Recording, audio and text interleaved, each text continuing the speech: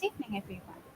I'm Deyasini Roy, and I welcome you all to Stories of Women's Identity and Social Control under TNY's Reviewers December 2021 project in association with Oxford University Press. We are seeking submissions of stories, essays, and poems as part of the project.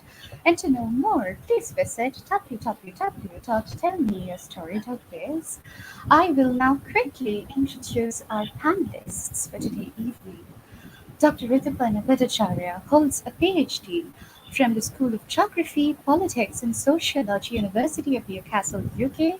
She is a senior fellow at Advanced AG UK. She works as a research consultant, editor-in-chief, journal Space and Culture India.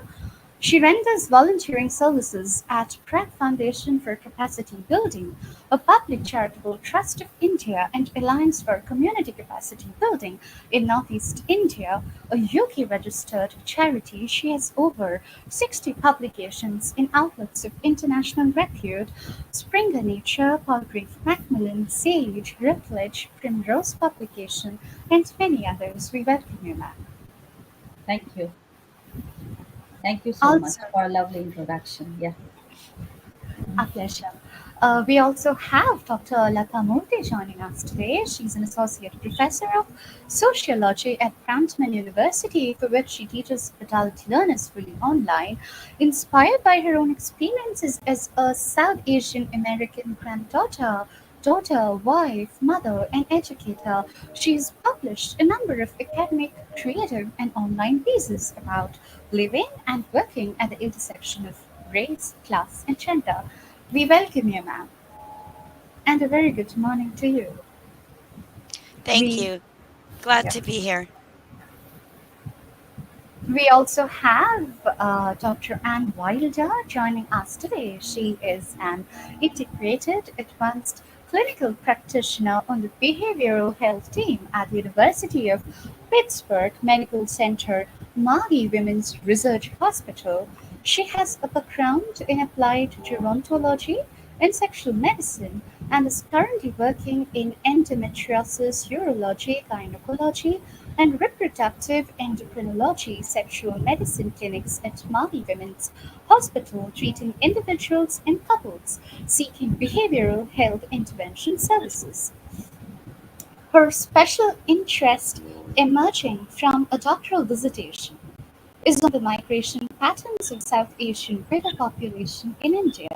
This research has addressed the impact of migration and familial culture as related to abandonment, intimate partner violence, and sexual trafficking of widows. And Thank you. It's my pleasure to be here. Thank you. our pleasure to have all of you. So, without further ado, I would now like to invite Dr. Bhattacharya to share with us her perspectives on the topic of today's discussion. Dr. Bhattacharya, please. Thank you, Deyasini, for having me and a lovely introduction. So let me share my screen now. So uh,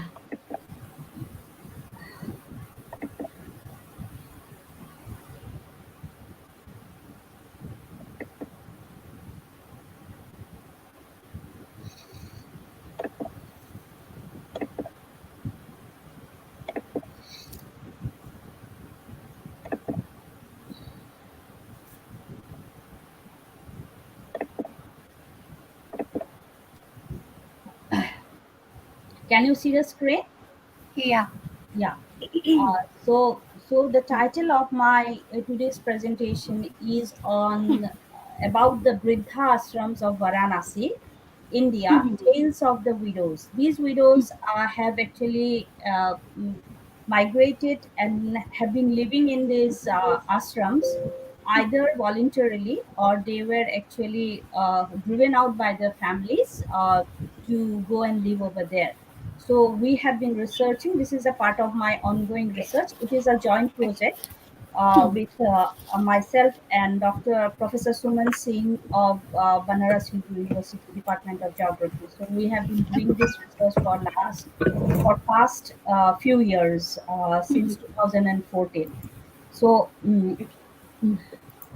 So before we go to about our research, I just want to give you a brief background about the about widows.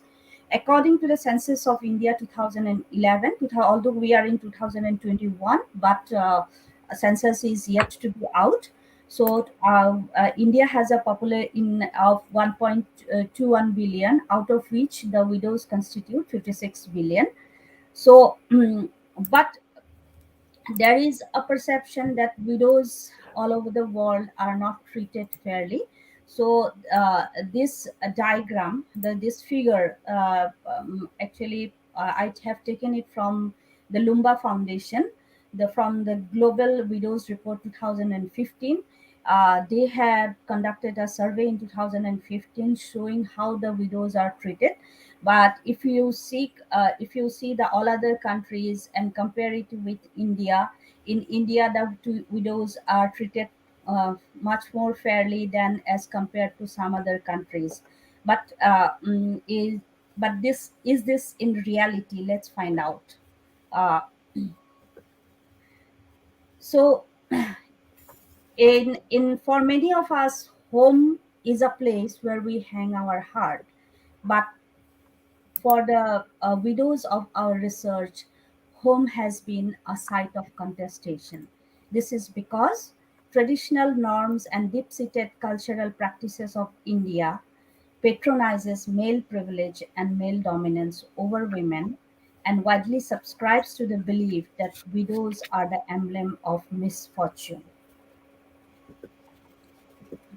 So there are actually means what their widowhood is marginalized. So we have drawn out a figure. So what, after a woman becomes a widow suddenly, so there are many restrictions placed on her. Not only mobility, but she has got restrictions on food, restrictions on dress and behavior codes. These are changing with the change of time. These are changing, but still in many places there are nuanced restrictions which we can only feel it, and after living in this living with the widows or seeing them. And young widows are specially perceived as sexual threats. They in the religious places they are shunned at socio-religious functions due to perceived inauspiciousness, and sometimes accused of responsible for husband's death. This is the social perceptions that marginalize widowhood. So in our research, those widows, we had actually taken up Varanasi as the space of our research. We looked at the ashrams where widows actually have been living for decades. It is their second home, and they are building their home away from home. So in India, there is a tradition that when a woman becomes a widow, a married woman becomes a widow, they either voluntarily they go to the holy places like Varanasi, Vrindavan, Mathura, and Puri, or people do exploit them, and the families do exploit them, and they drive away. They are abandoned and are placed in those places like Varanasi, Vrindavan, Mathura, and Puri, and left there to die chanting the name of God. In our research, we apply qualitative methodology. Means we in this is a part the research which I am presenting today is it has stemmed from two ashrams where we have conducted 21 in-depth interviews, um, which aim to dig deep at the lives of the widows and their coping strategies. So we conducted, as I have already said, we conducted research in two Briddhashrams, namely Rajkya, which is located at Durgakund, and it is a government-funded ashram, and at Birla Ashakata, which is a privately funded Birla Trust, and both located in Varanasi. We interviewed 11 women at Raskia and 10 at Birla. Mm, So, uh, these are the ashrams. There are few other ashrams, but we have taken these ashrams. The strength of the widows in these ashrams are shown in the figure. Uh, mm, there is a Nepali ashram where there are 16 women, 16 widows. Ramkuti Ashram, Durgakund Ashram, which are government funded, then Sarnath Ashram and Birla Marwari Ashram. Altogether, there are 76 widows.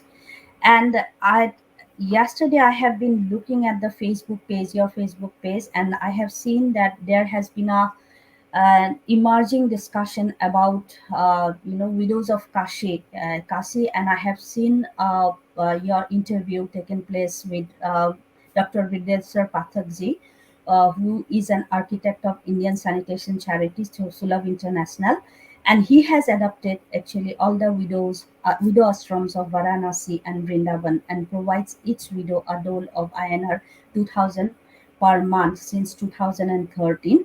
uh, so that they can live a dignified life. And this happened after following a Supreme Court order in 2012, where Brinda Sir Pathakji was requested to adopt the widows. So just few pictures about the architect of Sulabh International along with the widows.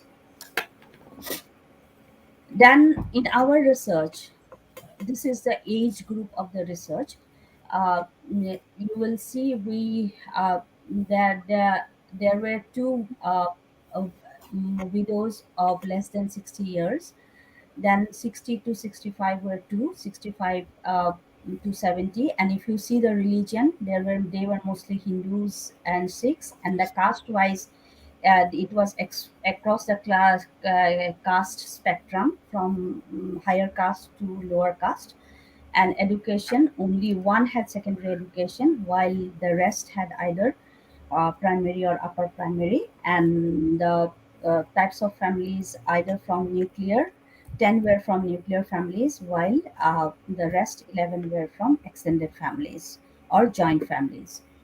So in both the ashrams, Sulabh, after adopting the widows, they provide 24/7 water and electricity supply, weekly full medical checkup to all the widows in Varanasi, two fully equipped ambulances with medical supplies. This also helps them to commute to the hospital for treatment and other needs. In any emergency, the widows can call on helpline number for 24/7 medical support.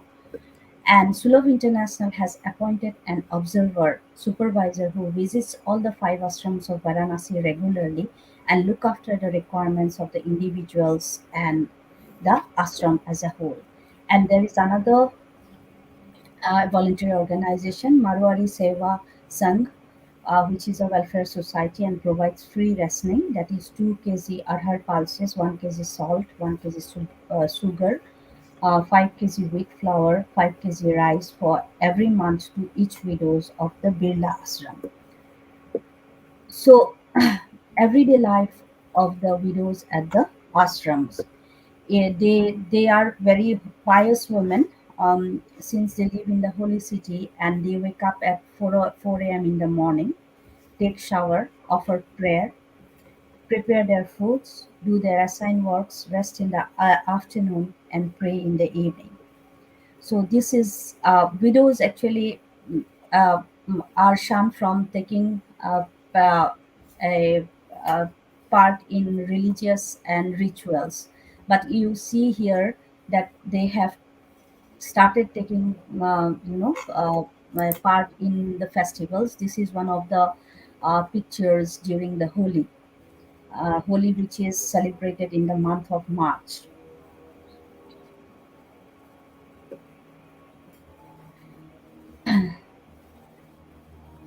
So which women in these two ashrams have a common poignant story to tell, that they have lost their life partner. In some cases, the in-laws disown them after the death of their husband, primarily for four reasons.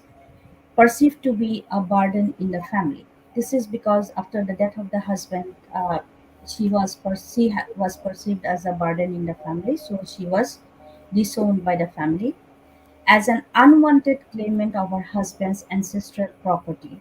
Property rights are governed mostly by customary laws rather than statutory laws. Perceived as sexual threat. If a woman becomes widow at a young age, she is perceived as a sexual threat.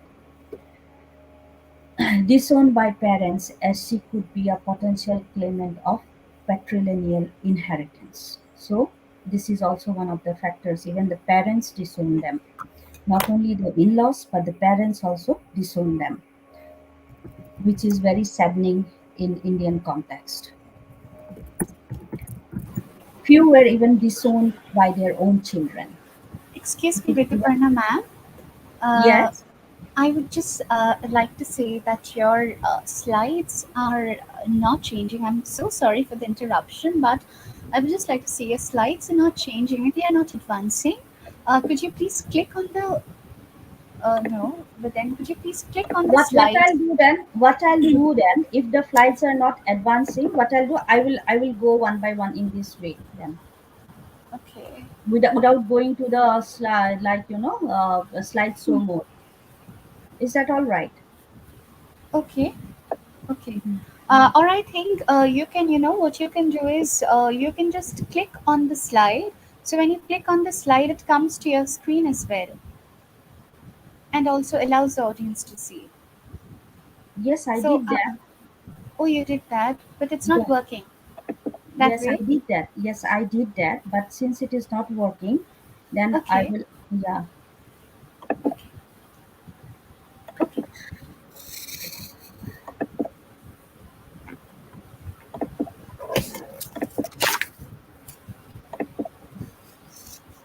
Can you see the screen now? Yeah, I'll just add it. Mm. Yeah. Yeah. Yeah. Uh, Yeah. so where shall I start from? That's advancing. Okay. You can continue from where you have left, ma'am. You can Okay. continue from where you have left. Yeah. So Yes, Yeah. thank you. Yeah. so each women I so then even few were disowned by their own children. So Mm-hmm. mm, but in the ashrams, these widows, Mm-hmm. actually, I don't like to use the word widow. It sounds a bit harsh. So we have been actually using the word matas. So they have been building a sense of belonging in the ashrams. That is building a home away from home. They are living with their fellow mates as sisters, regardless of Mm-hmm. caste, class, and religion. This is very important as a way of the caste system, which is very rigid in in some parts of North India, especially in Varanasi, where we conducted our research. So caste and class as well as religion. Religion I would not take into consideration much, but caste and class is one of the key factors here, where few women are from the Brahmin, the higher caste, and few were from the scheduled caste. But despite being from different caste, they were sharing sisterhood in the ashrams, and and in the ashrams they are able to express oneself as self. However, the process of socialization of the Indian norms and the system is so nuanced and rigid that none of these women wanted to remarry or go for laborative union. Union, even though those women who became widow at a younger age. In our research, the youngest one became a widow. The youngest women of our research became a widow at 25. 25. She's at the time of conducting the research, she was 34-year-old. She faced sexual assaults by her father-in-law and also by her brother-in-laws, and she was forced to practice a laboratic union, but she didn't want to do that, so she was brought to the ashram by another mata. So Sulabh International, along while she, because she is one of the matters who has been having who was studying graduate during that point of time time, and Sulabh International has given her started giving her 5,000 rupees to as a dole for her to live a dignified life. Sulabh also gifted her a laptop and helped her in completing her graduation in Sanskrit. So she takes tuition for first to fifth standard, and from Monday and Wednesday, every Monday and Wednesday, she acts as a supervisor, and she helps at the doctor's helpline to help other matters of the Rashtriya Ashram. So the oldest one of our research was a 90-year-old Mata. So she read up to ninth standard. She was married at the age of 14. So when she was a child, she was married. Her husband was a worker at a sari factory. So she has three daughters and two sons, but both the sons passed away. At the time she became a widow, her youngest daughter was 3. So after marrying off her daughters, she voluntarily migrated to this ashram. Her parents were jamindars, but they disowned her. Jamindars means those families with a lot of land during the regime of the kings, and was abused and discriminated by her in-laws. So she didn't, but this in-laws did not disown her, but she herself migrated to the ashram. So she has been living there for decades now, I think. mm, and and with the story continues. With no financial support, the young son started working. After the death of her son, she landed in the ashram, and her daughter actually grabbed her the land piece of land fraudulently, and so it has been that she has been reached by her daughter. She wakes up at 3 a.m., takes shower, and by 6:30 a.m. she performs puja prayers. And in the evening, prays in the evening too. Cooks one time of meal, reads Ramayana and Bhagavad Gita for the whole day. But while reading, her tears roll down. She starts crying that if her family members were good, she would not have to face her days alone. So this is a poignant story of a 90-year-old Mata which we conducted. There is another Mata. She is a Brahmin, Marwari Brahmin Mata. She is aged 62. She was officially illiterate and was from Rajasthan. She was married to a halwai, that is a confectioner, at the age of 13, while she was a child. So her extended family was living in Varanasi, but after her husband's death, her son moved back to Rajasthan, and she voluntarily came over here to the ashram to live. Mm. She faced financial hardships. She receives an INR as Vridha pension from the government. She too wakes up early in the morning, then visits temple and cooks lunch. After lunch, from 2 to 4 p.m., she writes poems, lyrics on Lord Rama. Indeed, very happy in the ashram and wants to die there. There were three Nepali matas in the ashrams we conducted our research. Their funding is uh, come from the government of Nepal. They strictly follow the customary practices of widows. They are deeply religious, and they do not wear any other sari. Actually, the women especially wear saris. They do not wear colored saris rather than the white saris. But the places where they have been living, the ashrams, if you see there, we have clicked photographs. They are in dilapidated stage. You see some of the photographs we have been carrying. Means the room also, you see it's a congested room where they live and cook. So the state of living is not good at all. So, Bindesar Patharji, he has prepared a draft bill for widows, and it's still a bill and it has not been passed into an act. So this is their story. This is their story for the uh, time being. So I stop my presentation here, and we can go for question and answers. Okay.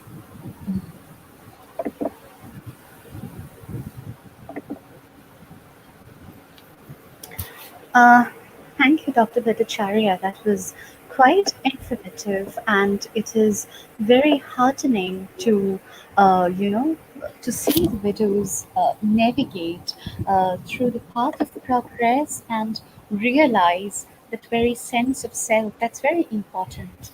Thank you once again. Thank you Uh, so much. yeah. So would I go for a question and answers now? You sent me yesterday, No, or but then no, but then before that, I have to know the perspectives of my other two panelists, and okay, after that we can move on to the question and answer segment. okay, Okay, so I now request Dr. Murthy to kind of take the discussion forward by sharing with us her perspectives on the topic of today's discussion. Dr. Murthy, can you hear me? I can. Thank you very Okay. much. And thank you Yeah. for the informative presentation, Rituparna. Yes. So my research and my own experience is different in that it's US based, and it is about migrant widows who came from India, particularly South India, to the Mm-hmm. United States. So I first became interested in studying widows, particularly the migration of widows, because of my own grandmother, who left Chennai, then Madras, India, to come live with my parents and myself in upstate New York in 1985 when I was 9 years old. And the main reason my grandmother did that is because she had just become a widow. My grandfather had just passed away suddenly from a heart attack at the age of 69, and my dad is their only child and a son. So tradition and circumstances dictated that she come live with us, as she had no means of livelihood and no one would care for her in India or anywhere else. So the question of whether her migration was forced or voluntary is interesting to me. It was, of course, United States family reunification policies that allowed my father to sponsor her migration to the United States.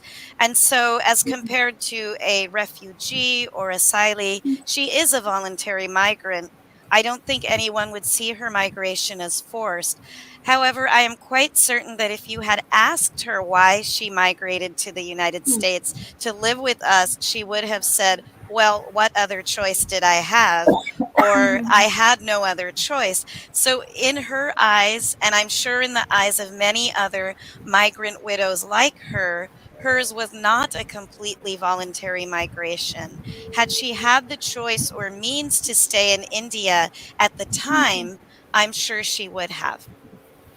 So later, as a graduate student pursuing my Master of Arts degree in American Studies and Ethnicity, I was taking a class on gender and immigration, and I noticed that we never read or discussed anything about migrant widows like my grandmother. Indeed, it was pretty much assumed that immigrant women, especially voluntary immigrant women, were of working age and migrated in order to work. We never read anything about elderly or senior migrants, especially elderly widows migrating. Absolutely. We did, however, read about transnational care chains in that gender and immigration class that I took as a graduate student. And we also read about how many times women of the global south would leave their own families and homes in the care of a female relative, while they migrated to the global north to provide care and domestic work for families in homes not their own, although sometimes the families for whom they worked shared their ethnicity. So, although technically involving only voluntary migration, transnational care chains are an exploitative enterprise in which only the wealthy families of the global north receive adequate care. I wondered if this was also true when the migrant care worker not only shares the same ethnicity as the family they work for, but also the same family. After all, my own parents justified, in part, having my grandmother come and live with us in the United States because she could provide free childcare to me after school, and I would no longer have to attend an after school program while my parents worked. And she could help cook traditional South Indian meals for dinner while again my parents worked until dinner time. In return for her free labor, my grandmother received free room and board and high quality health care at no cost to her, and transportation when my parents could provide it. And the high quality health care at no cost was in great part because my father is a physician. And I knew other Indian immigrant widows and grandmothers like her, like my own grandmother, who split their time between their children's houses throughout the nation and the world, both giving and receiving care in the same ways. So my question then became, were all transnational care chains and migrant care workers exploited? So the scant literature on South Asian immigrant widows at the time said, yes, they were exploited in many of the same ways as other migrant women care workers. According to this literature, South Asian immigrant care workers in North America, so including not just the United States, but Canada, are neglected by their working adult children, spending long hours isolated in their children's homes, cooking and cleaning for their children, and sometimes even referred to as the household maid by their own children, without transportation, connections, or community. So, like other migrant women care workers, these South Asian immigrant widows only gave care, they did not receive it. But this was not quite the experience of my grandmother and other migrant widows like her whom I knew. They were not neglected. They did receive care from their adult children, but they also sometimes felt isolated at home without transportation. And while not being called or made to feel like a maid, they often did argue and disagree with their adult children, especially their daughters or daughters in law, about household matters. So then my question became, what was their experience of caregiving and care receiving like in their own words? So this is the question I sought to answer by interviewing 11 Hindu migrant widows and 13 of their middle class to upper middle class daughters and daughters in law in Southern California, where I was pursuing my graduate studies at the time. My interviews led to an article published in 2006 in the journal Globalizations titled, At Both Ends of Care, South Indian Hindu Widows Living with Daughters and Daughters in Law in Southern California. What I found was that, like my grandmother and other Indian immigrant widows I knew, the Hindu migrant widows I interviewed were both caregivers and care receivers, not just one or the other. And three specific phenomena distinguished their migrant experience from that of paid immigrant care workers, namely, number one, a greater need for non monetary resources than for monetary payment, with these non monetary resources being state sponsored health insurance, medical care, and senior activity centers, as well as affection, care, and respect from their children and grandchildren. Number two, what I call a care shift from giving to receiving care as they age and are no longer as able to help with domestic work or childcare, but require more help from their adult children who themselves are often retiring from their careers at that point. And number three, an ability to move from one adopted or adoptive household to another, what I call household hopping.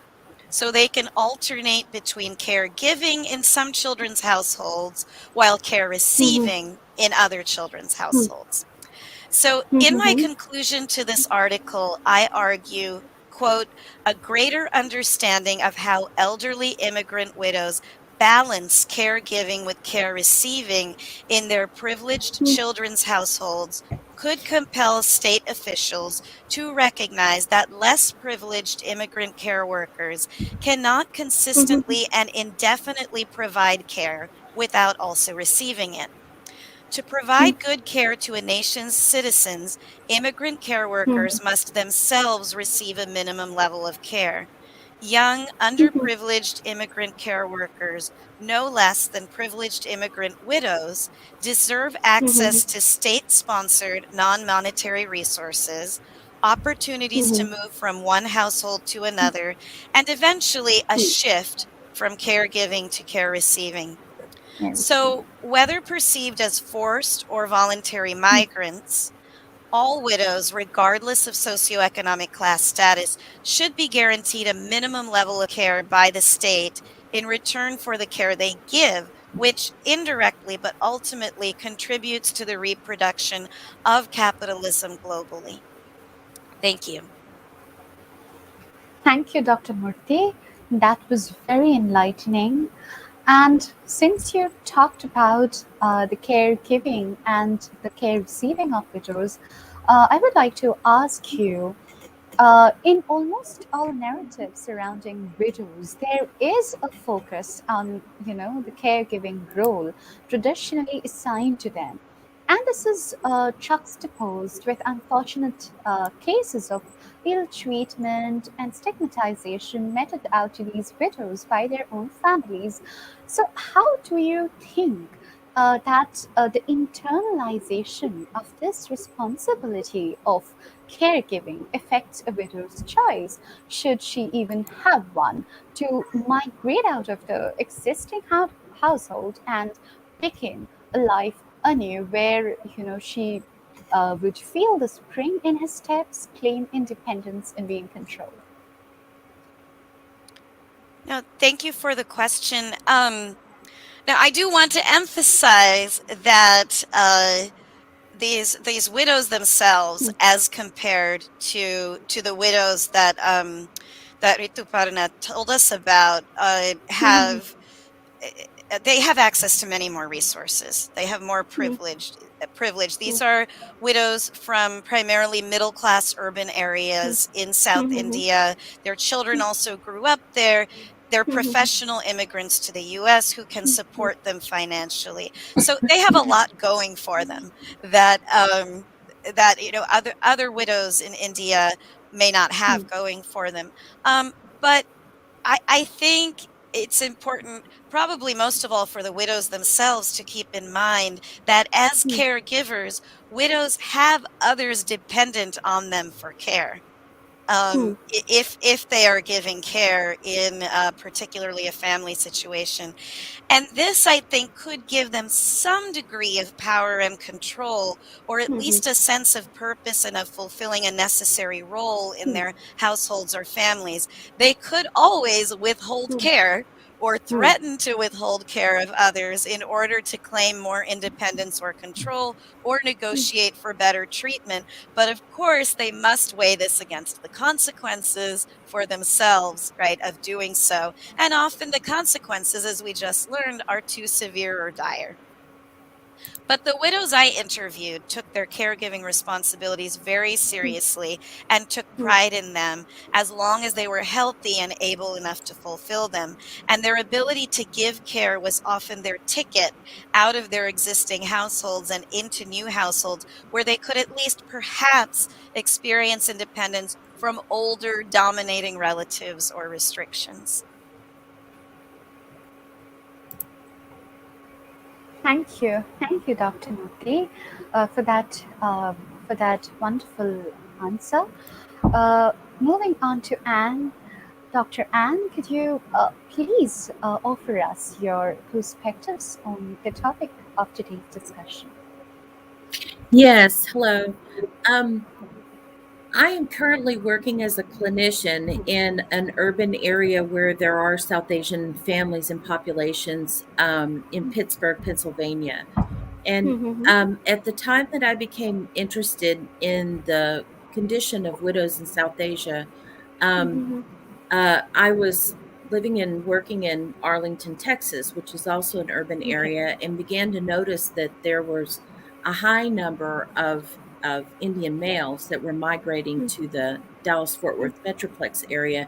It just seemed really unique to me. And so I started looking further in terms of trying to understand how that was impacting South Asian families. So the focus of my research was based on further understanding the impact of migration of Indian males to the United States and how that was impacting their family members who were left in India. And I completed a secondary data analysis of uh, the National Family Health Survey and asked the question, who are the caregivers of elderly widows? I was studying gerontology at the time and noticing that there were a lot of changes that occur in families when women are left later in life without caregivers. And so this became an interest of mine, and uh, my research was looking at who were the caregivers for um, elderly widows that were left behind due to the migration uh, of males to the United States. And interestingly, I found that 78% of the women in the that were pulled from the data analysis were living alone or in non-familial households. And being a social worker, I became interested in the phenomena of ashrams that was discussed earlier in terms of group and collective care and what was happening to this subpopulation of women in India that were basically um, almost a caste of their own, unspoken and often unacknowledged. The vulnerability of this population became very interesting to me in terms of understanding the gender discrimination that occurs in South Asian culture and the impact that widowhood was having on women at various stages of life. Um, and it was interesting to see that that there were different factors involved in terms of age, religion, and region of the country that women were living in terms of their living arrangements and how that was impacting their status in society and their survival. Um, so, looking at I think now is this research that I did in 2015 as I've carried it further, um, looking at the economic impact, um, the societal impact, and the psychological and emotional impact of this experience. Um, it is um, it's a very complex problem that is I think it's very hard to talk about widows in general in terms of widows as a collective caste. I think that the unique circumstances are very specific and they relate to some of what's already been discussed in terms of socioeconomic status, age of loss of spouse, whether or not there's the responsibility of caring for children, whether or not the widow herself has children, and whether or not there is a family member that's able to provide support ongoing. The the high number of widows that live in poverty is, I mean, the number of widows that live in poverty is very exponentially high. And so the impact economically that this has, I think, is has a lot of implications on how communities provide support and care.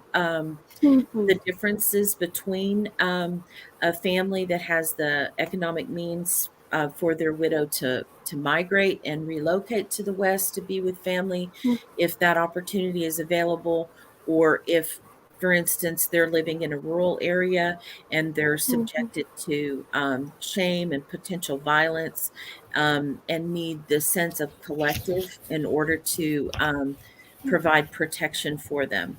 I think that there's still an element of vulnerability with this Mhm. population, specifically in rural areas where there may be a higher incident of intimate partner violence and substance abuse associated with the loss of their spouse. So those were the factors that were addressed in my research and are a continuing interest of mine moving forward with this topic. Thank you, Dr. Anne. That was a quite persuasive talk. Thank you very much. I now move on to the question and answer segment. And my first question is to Dr. Bhattacharya. But yes, but before that, I would like to read a very short poem I just came across today on Facebook, and it's called "Imagined Language" and written by Professor Sharmila Ray. So the poem goes like this: Your imagined language sounded carries autumn light, blows over my balcony, changes into a bird and sits there. The bird pelts me with questions about crumbled cities, slanting heartscapes, locked drops, fissured rocks, empty wine bottles, riding through quarries, churning a surreal landscape, gathering shadows of oxymoron and riddle. I land in the present. My balcony, interior extended, is empty. The bird is nowhere, only spaces immense, left to be dreamed of, tasted, and filled with more questions. So, Dr. Bhattacharya, feminist spatial readings propose that space itself can offer resistance to gender hierarchies, though they happen to find themselves facing the constructivist dilemma of being culturally constructed and discursively controlled. What is your understanding of space as a heterogeneous site of widows' actualization and of power? And also as the founding editor of the open access peer reviewed journal Space and Culture India, how do you view the junction between space and culture in the 21st century, of course, keeping the widow question in mind? Thank you for your question and the lovely poem. Space Yeah, definitely is very thought imagined, provoking. Yeah, yeah. Space definitely is imagined. So the widows we have actually been researching, they have they have defined their own space. So they have defined their own identity, and especially with the help of Sulabh International, they have been having a dignified life. Although more needs to be done, this is totally at a nation stage.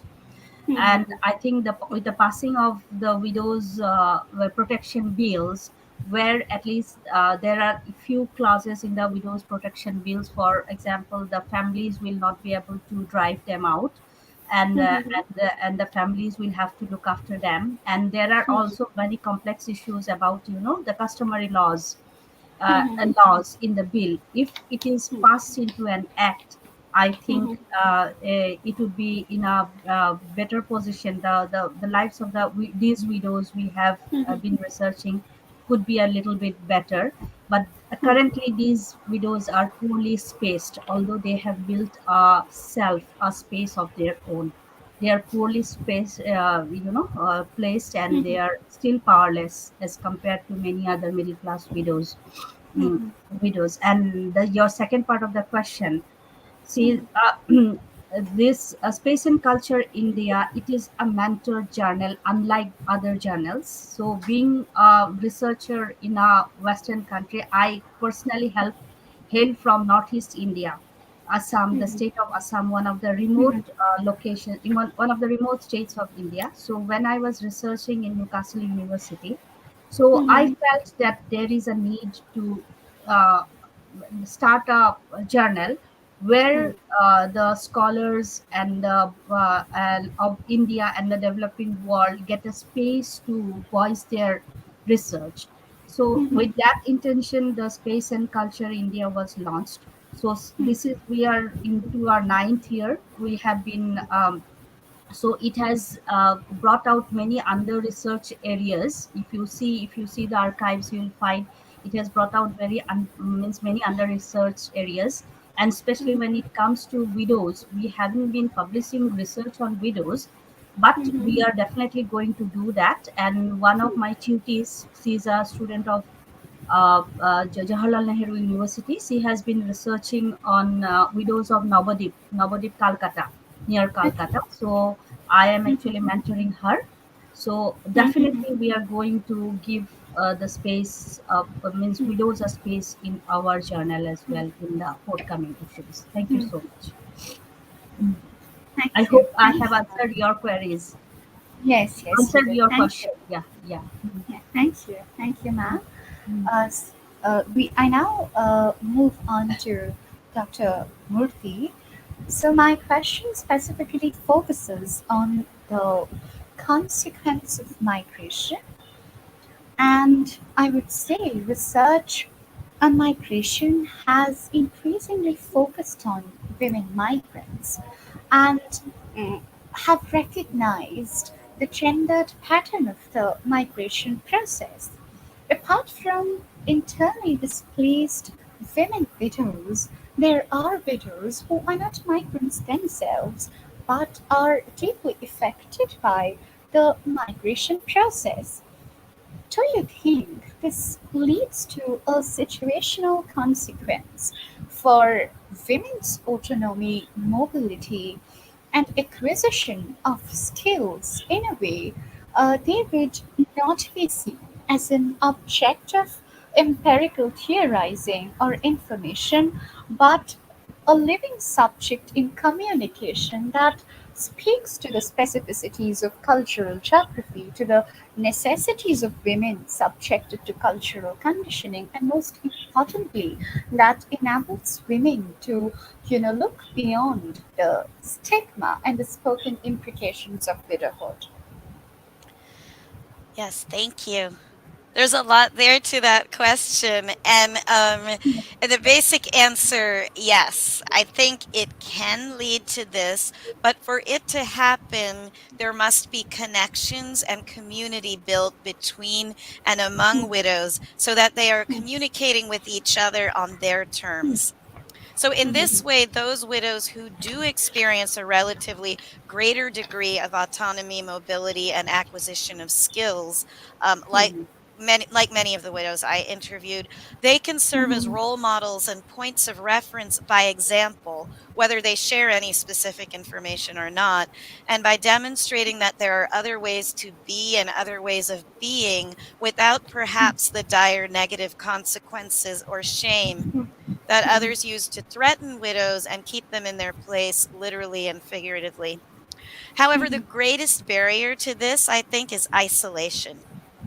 I am increasingly convinced that it's the isolation of widows that subjects them to stigma and spoken imprecations, and more generally, restrictive policing of their mobility and behavior, because in isolation, widows cannot communicate and build community with one another that allows them to see other ways to be and other ways of being.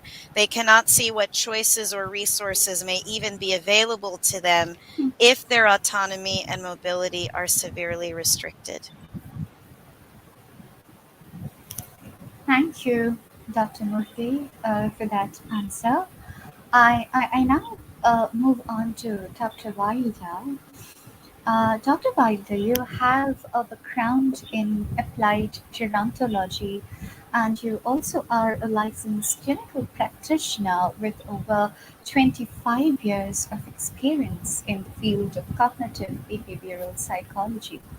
So, have you rendered services like motivational interviewing, trauma informed care, cognitive behavior, person centered therapy. How do you think these internally displaced adult widows or widows in general conceptualize the experience of displacement and widowhood? And apart from the internal mechanism for capacity development, certain behavioral educational intervention strategies, do you think there is also a need to incorporate an integrated system of resilience amongst widows?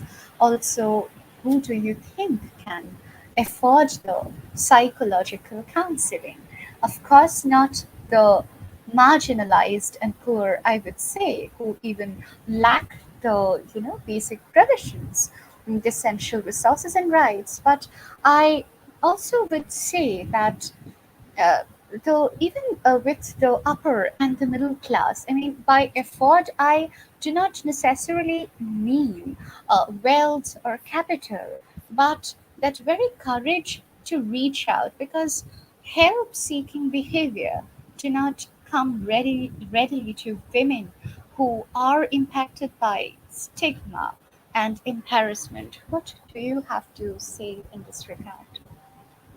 Well, thank you for the comprehensive question. It is that there's a lot to respond to, and I appreciate the opportunity to dialogue about that.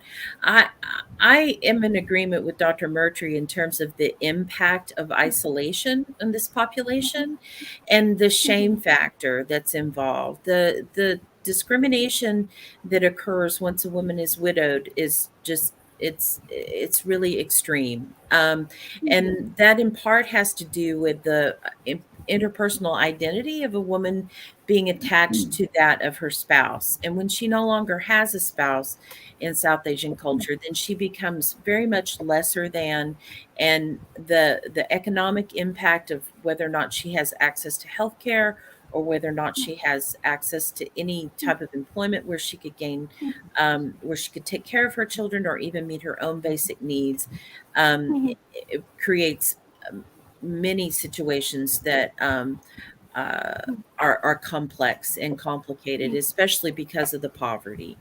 And I think that the ashram communities are very unique in that they serve to empower women to teach and train, and also have a spiritual base or a religious connection that can help them have a sense of community, which I think is really important.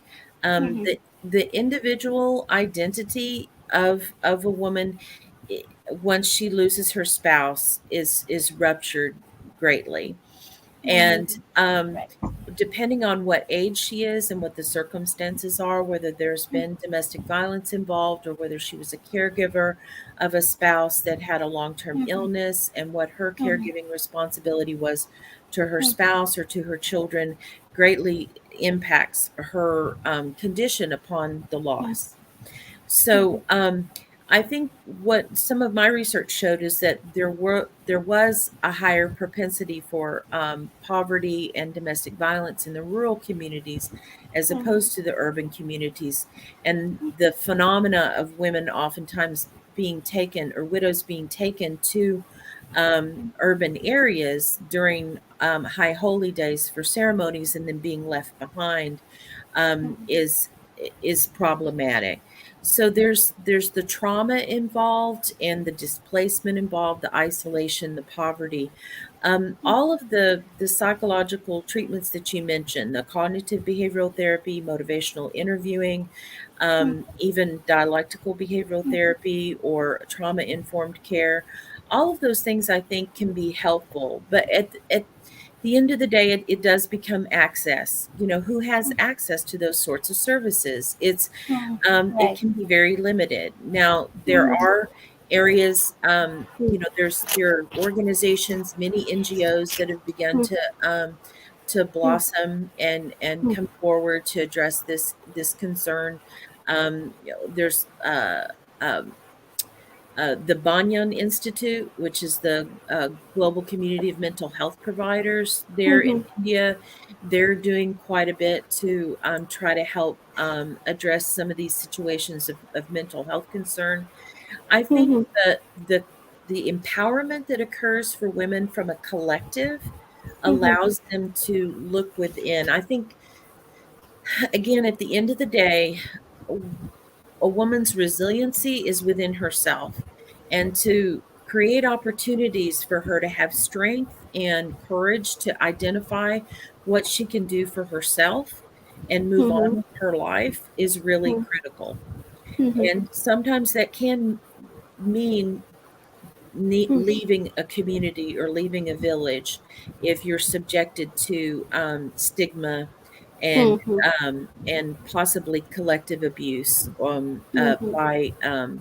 small village or family members that either don't have the means or the desire to care for a widow who's deemed as a burden upon the family. So Mhm. I think that um, a community approach is what's necessary for this social problem, combined with individual approaches. I think motivational interviewing and cognitive behavioral therapy Mhm. are really motivational interviewing, especially is something that can be um, taught and trained almost at a peer level. And I would like to personally see that there's more peer support and more collective community support around the application of these psychological support Mhm. services that don't necessarily need to be given by an expert, but there can be peer trainers and peer support that can give women the strength and the resiliency that they need to move on with their lives. Mhm. Thank Does you. that answer your question? Yes, you did. You did. Thank you so much, Dr. Wilder. That was really very enriching. And my heartiest thanks to all of you for sharing your valuable time and wisdom for a project. It was a pleasure having you all amongst us today. We are also seeking submissions of stories, poems, and essays as part of a project in association with Oxford University Press. And to know more, please visit www.tellmeyourstory.biz. Bye bye, everybody, and stay safe, all of you. Pleasure. Thank you. Thank you. Thank you very much. Pleasure to learn from all of you. Yes. Yes.